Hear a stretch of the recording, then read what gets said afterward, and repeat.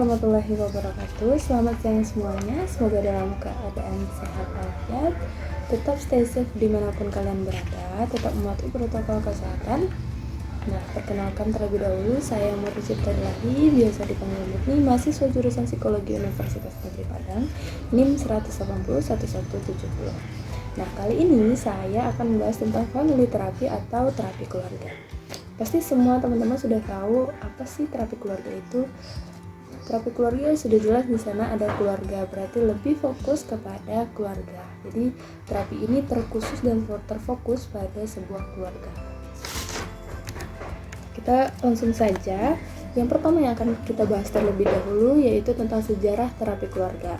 Nah, terapi keluarga dimulai pada tahun 1950 oleh seorang antropologis bernama Gregory Bateson yang meneliti tentang pola komunikasi pada keluarga skizofrenia di Palo Alto, California.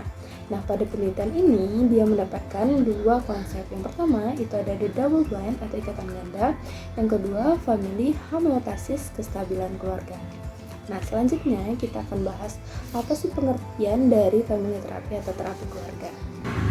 Menurut Kartini Kartono pada Kamus Psikologi menyatakan bahwa family terapi atau terapi keluarga adalah suatu bentuk terapi kelompok di mana masalah pokoknya adalah hubungan antara pasien dengan anggota-anggota keluarganya.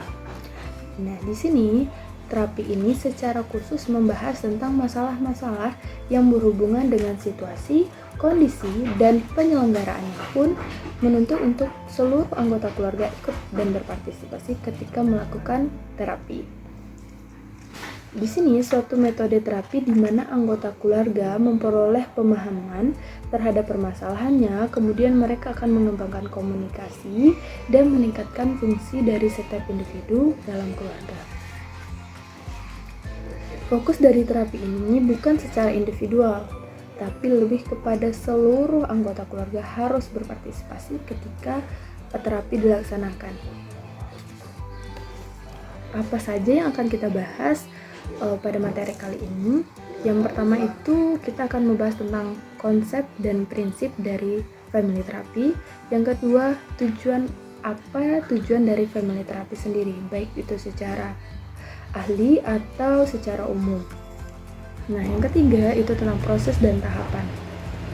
Yang keempat, teknik apa saja dalam family terapi. Nah, di konsep dan prinsip nanti kita akan membahas tentang teori yang mendasari tentang terapi keluarga. Kemudian yang kedua itu akan kita jabarkan tujuan dari family terapi.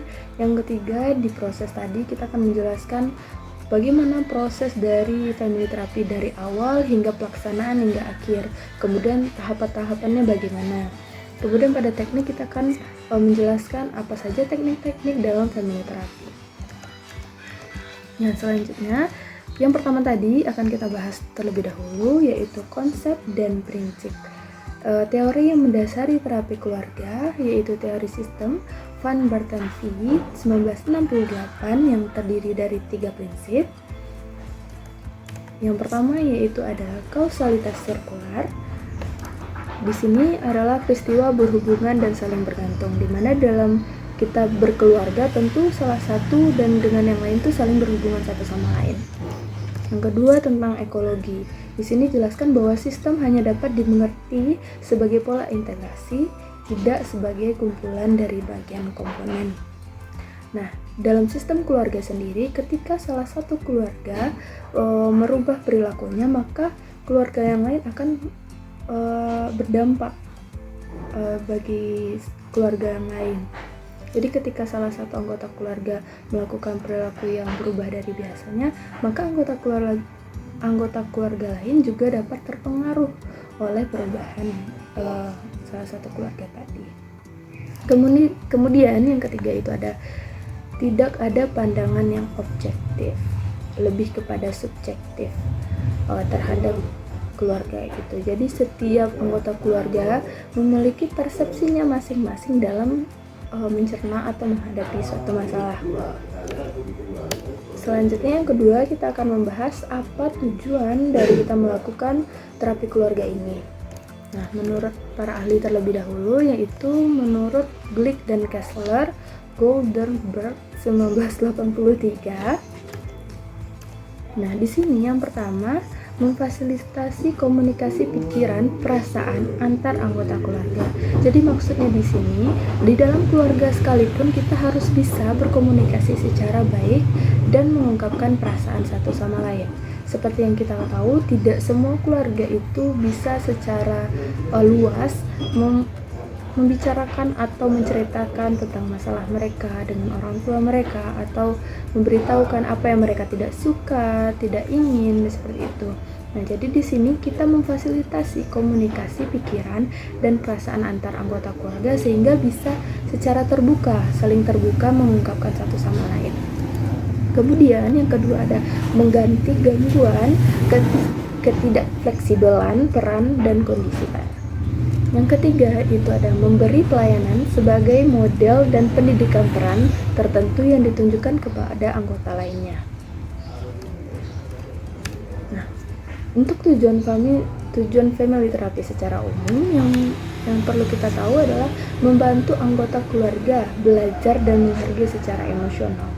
Karena keluarga adalah tempat yang paling awal anak dan anggota keluarga itu saling interaksi. Ya, jadi perlu di dalam keluarga itu sebenarnya adalah hubungan yang harmonis sehingga emosional tadi bisa menjadi lebih baik lagi. Kemudian membantu keluarga agar menyadari jika salah satu keluarga bermasalah, maka dapat mempengaruhi anggota keluarga lainnya. Jadi saling bergantung dan berhubungan. Yang terakhir adalah agar tercapainya keseimbangan keluarga atau keluarga yang harmonis. Di sini tentu semua keluarga mengharapkan keluarga yang harmonis. Selanjutnya yang ketiga, kita akan membahas tentang proses dan tahapan. Nah, pertama kita akan membahas tentang proses terlebih dahulu. Nah, pada mulanya seorang konseli datang ke konselor untuk mengkonsolidasikan masalahnya. Seperti kayak menceritakan masalah terlebih dahulu, apa yang terjadi, masalahnya ada di mana. Kemudian biasanya datang pertama kali ini lebih bersifat identifikasi pasien. Tetapi untuk tahap penanganan atau treatment diperlukan kehadiran anggota keluarga yang lain. Nah, jadi ketika sesi terapi berlangsung, itu bukan hanya satu keluarga saja, tetapi dibutuhkan seluruh anggota keluarga lain seperti ada ayah, ibu, anak, jika ada kakek nenek perlu dibawa juga sehingga dapat melakukan interaksi satu sama lain dan pengungkapan satu sama lain. Jadi tidak bisa dalam terapi ini hanya ada anak, ada ibu, tidak bisa. Itu jika memungkinkan untuk semua anggota keluarga hadir untuk melakukan terapi. Menurut Satir, tidak mungkin mendengarkan peran, status, nilai, dan norma keluarga atau kelompok jika tidak ada kehadiran anggota keluarga yang lain. Jadi menurut Satir sendiri juga menyatakan bahwa ketika melakukan family terapi dituntut untuk adanya seluruh anggota keluarga sehingga tidak ada yang miskomunikasi, sehingga bisa semua keluarga menyampaikan dan memberikan spekulasinya masing-masing atau memberikan pendapatnya masing-masing terhadap masalah yang sedang mereka pecahkan. Nah, kemudian menurut Konzen Family Therapy itu ada 5. Yang pertama, intake interview building working alliance. Jadi teman-teman bisa melihat di slide PPT ini, mengeksplorasi dinamika perkembangan konseli dan keluarga.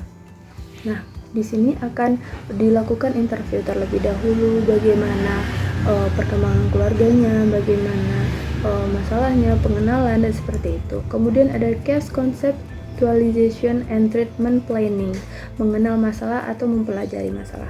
Setelah melakukan interview seluruh anggota keluarga, kemudian akan dilakukan pengenalan masalah dan memperjelas masalah apa yang terjadi sebenarnya dalam keluarga ini. Nah, itu akan dikupas terlebih dahulu. Yang ketiga, proses yang ketiga ada implementation. Nah, menerapkan intervensi yang disertai dengan tugas yang dilakukan bersama. Jadi untuk terapi keluarga sendiri ketika melakukan intervensi itu harus dilakukan secara bersama-sama, seperti misalkan meminta keluarga melakukan selama 7 hari melakukan kegiatan apa dan melakukan progres laporan tentang apakah ada progres, apakah ada kemajuan atau tidak, seperti itu. Kemudian evaluation termination. Nah, melakukan kegiatan penilaian pada kegiatan konseling. Untuk sesi-sesi konseling, setelah melakukan sesi-sesi pasti akan melakukan evaluasi. Apa yang adakah progres, apakah ada kemajuan di setiap sesi. Misalkan dalam seminggu itu ada 4 sesi seminggu sekali gitu kan. Nah, kemudian nanti akan dilihat di pertemuan pertama apakah apakah bisa terlihat progres yang terjadi. Di pertemuan berikutnya kemudian dilihat juga apakah ada progres, kemudian akan dievaluasi kenapa tidak terjadi kemajuan, kenapa masih ada masalah, kenapa tidak menemukan titik terang. Nah, itu akan dilakukan evaluasi, dan evaluasi ini dilakukan secara bersama-sama dan seluruh anggota keluarga pun ikut andil di dalamnya. Nah, kemudian ada yang terakhir, ada feedback. Selanjutnya kita akan membahas tentang tahapan apa saja yang perlu dilakukan ketika kita melakukan family therapy. Nah, yang pertama itu pengembangan rapor. Nah, pengembangan rapor ini sama kita melakukan pendekatan kepada klien terlebih dahulu, seperti menjalin komunikasi yang baik sehingga klien bisa mengungkapkan semua masalahnya dengan terbuka. Kemudian yang kedua, apresiasi emosional. Nah, di sini apresiasi emosional sangat dibutuhkan oleh keluarga. Di sini munculnya kemampuan untuk menghargai perasaan satu sama lain atau menghargai perasaan masing-masing anggota keluarga. Dimana sebetulnya ketika kita memiliki masalah, itu semua anggota keluarga berhak mengungkapkan masalahnya, berhak untuk memberikan pendapatnya masing-masing. Nah, seperti itu. Jadi memberikan apresiasi emosional, jadi mereka bisa mengungkapkan secara keseluruhan dan terbuka satu sama lain. Selanjutnya, yang ketiga adalah pengembangan alternatif modus perilaku. Nah, di sini dalam tahap ini baik konselin maupun anggota keluarga mengembangkan dan melatih perilaku-perilaku yang lebih positif disepakati berdasarkan hasil diskusi. Jadi, ketika melakukan sesi berikutnya, mereka akan saling berdiskusi dan memberikan apa aja perilaku-perilaku positif yang harus mereka lakukan sesuai dengan hasil diskusi dari sesi ini. Nah, kemudian yang terakhir, yang keempat, ada membina hubungan konseling. Nah, di sini adanya absence, unconditional, positive regard, understanding, empathy. Nah, memperlancar tindakan positif terdiri dari eksplorasi, perencanaan, dan pengembangan perencanaan bagi konseli sesuai dengan tujuan untuk memecahkan masalah. Nah, untuk yang pengembangan alternatif modus perilaku tadi, contohnya itu seperti keluarga itu diberikan tugas untuk melakukan kegiatan di rumah secara 1 minggu, kemudian akan dilaporkan adakah perilaku-perilaku baru yang terjadi, apakah ada setelah melakukan sesi apakah ada hal-hal yang berubah, seperti itu. Nah, selanjutnya kita akan membahas poin yang keempat tentang teknik-teknik apa saja yang akan kita lakukan ketika melakukan family therapy. Di sini ada 4 teknik yang digunakan dalam terapi keluarga. Bisa dilihat di sini. Yang pertama ada pemeragaan. Pemeragaan adalah memperagakan ketika masalah itu muncul. Nah, ini seperti memperagakan atau membuat psikodrama di dalamnya. Jadi, misalkan ayah dan anak memiliki masalah, saling bertengkar kemudian. Nah, jadi di sini terapis memujuk mereka untuk berbicara. Jika perlu melakukan psikodrama di dalamnya, seperti bermain peran di dalamnya. Ada yang berperan sebagai ayah, ada yang berperan sebagai anak untuk mengetahui masalahnya ada di mana. Karena di dalam keluarga komunikasi itu sangat penting. Jadi, jika memiliki masalah lebih baik lebih dikomunikasikan, lebih diungkapkan, seperti itu. Yang kedua yaitu ada homework. yaitu mengumpulkan seluruh anggota keluarga agar saling berkomunikasi satu sama lain, seperti memberikan tugas di sesi selanjutnya, memberikan tugas kepada anggota keluarga seperti pada yang kita bahas, yaitu seperti memberikan dalam seminggu apakah ada melakukan perilaku yang positif, seperti itu, apakah ada progres, apakah ada kemajuan yang terjadi di dalam keluarga. Selanjutnya ada family scouting. Nah, di sini cara untuk mendekatkan diri dengan anggota keluarga lainnya dengan cara non-verbal. Kemudian ada genogram, cara yang bermanfaat untuk mengumpulkan dan mengorganisasi informasi tentang keluarga, tapi lebih kepada diagram. Selanjutnya kita akan membahas tentang apa saja jenis-jenis dari family terapi. Nah, pertama itu ada terapi keluarga, Bowenian atau transgenerational. Nah, menurut pendekatan ini, keluarga dilihat sebagai sebuah unit yang saling bergantung secara emosional dengan pola-pola perilaku yang berbentuk seiring perjalanan waktu. Nah, selanjutnya ada terapi keluarga komunikasi dan satir. Di sini ciri khas pendekatan ini adalah kenaikan self-esteem anggota keluarga sebagai sarana untuk mengubah sistem interpersonal keluarga. Kemudian ada terapi keluarga eksperiensial. Di sini pendekatan ini menekankan pada pentingnya mengalami dan mengekspresikan emosi here and now. Terapi keluarga eksperiensial, pendekatan ini menekankan pada pentingnya mengalami dan mengekspresikan emosi here and now. Nah, ada terapi keluarga Nian. Di sini ada melihat bahwa manusia terlibat dalam interaksi resiprokal yang mengakibatkan evolusi berkelanjutan dan keluarga. Dan itu ada terapi keluarga konstruktivitas atau naratif. Fokus pada pendekatan ini adalah perkembangan makna atau cerita tentang kehidupan orang dan peran yang dimainkan orang dalam kehidupannya. Cerita-cerita ini menjadi fokus intervensi. Lanjutan jenis itu ada terapi keluarga berfokus solusi. Pendekatan ini berasumsi bahwa perubahan perilaku sesuatu yang tak terhindarkan. Kemudian ada terapi keluarga strategik berfokus pada perubahan perilaku, pemahaman insight, dan lebih berkonsentrasi pada teknik daripada teori. Kemudian ada terapi keluarga struktural, menekankan pentingnya proses daripada isi dan melihat struktur keluarga sebagai struktur yang terdiri dari sejumlah transaksi. Fokus utamanya adalah subsistem dan batas-batas yang ada keluarga tersebut. Nah, ada terapi behavioral dan kognitif behavioral.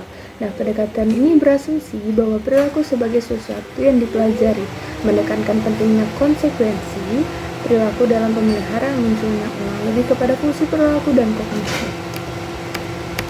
Kemudian ada terapi keluarga, psikodinamik, dan relasi objek. Pendekatan ini berfokus pada latar belakang transpsikis dan masing-masing anggota hubungan dengan masa lalu. Nah, apa saja sih peran dari konselor dalam family terapi ini? Nah, menurut Hanley pada World dan Erickson 2006 menyatakan bahwa peran konselor yang pertama yaitu menciptakan kerja sama antar anggota keluarga. Kemudian yang kedua, memberikan kepercayaan dan mendorong klien bahwa setiap orang dalam keluarga memiliki kemampuan dan mengetahui fungsi dan peran serta dapat melakukan yang terbaik buat dirinya dan keluarganya. Jadi peran konselor ini bisa menumbuhkan kepercayaan diri bahwa mereka masing-masing memiliki peran yang sangat penting di dalam keluarganya. Tidak ada yang sangat penting, tidak penting, atau tidak penting sama sekali. Jadi menanamkan kepercayaan, mendorong klien agar percaya bahwa mereka sangat penting berada di dalam keluarga. Kemudian yang ketiga, membantu klien untuk ikut serta dalam setiap proses konseling agar setiap anggota keluarganya dapat melaksanakan perannya dengan baik. Nah, jadi ketika melakukan sesi terapi memang diwajibkan semua agar bisa hadir untuk melakukan terapi, sehingga mereka bisa mengenal, bisa tahu perannya masing-masing seperti apa. Kemudian yang keempat, membantu keluarga agar memiliki kemampuan dalam mengolah emosi dan mengembangkan kematangan diri setiap anggota keluarga. Yang kelima, membantu memberikan pemahaman sebagai pribadi dan juga sebagai bagian dari keluarga. Nah, konselor pada konseling keluarga diharapkan mempunyai kemampuan profesional untuk mengantisipasi perilaku anggota keluarga yang terdiri dari berbagai kualitas emosional dan kepribadian. Jadi diharapkan konselor yang menghadapi keluarga atau pada family therapy ini yang memang sudah profesional, jadi bisa menghadapi emosional yang berbeda-beda di setiap keluarga. Sedangkan di luar dari keluarga saja kita memiliki emosional yang berbeda dengan teman, apalagi di dalam ruang lingkup keluarga. Nah, selanjutnya itu pada family therapy ini mengajarkan penyelesaian tanpa paksaan. Jadi mengajarkan orang tua agar untuk menetapkan kedisiplinan pada anak-anak mereka dan mendorong tiap anggota keluarga untuk berkomunikasi satu sama lain, berusaha mengungkapkan opini dan pendapat mereka secara jelas satu sama lain, mendidik anggota keluarga dalam prinsip perubahan perilaku, kemudian memberikan penjelasan tentang peran dan kewajiban mereka dalam keluarga, tidak menekankan kesalahan pada salah satu anggota keluarga, tetapi membantu anggota keluarga menyelesaikan masalahnya. Baiklah, kita sudah sampai pada slide terakhir, yaitu daftar pustaka. Jika ada penyampaian saya yang salah atau kurang, mohon dimaafkan, dan jika ada perlu ditambahkan, silakan ditambahkan. Saya akhiri presentasi pada hari ini. Assalamualaikum warahmatullahi wabarakatuh.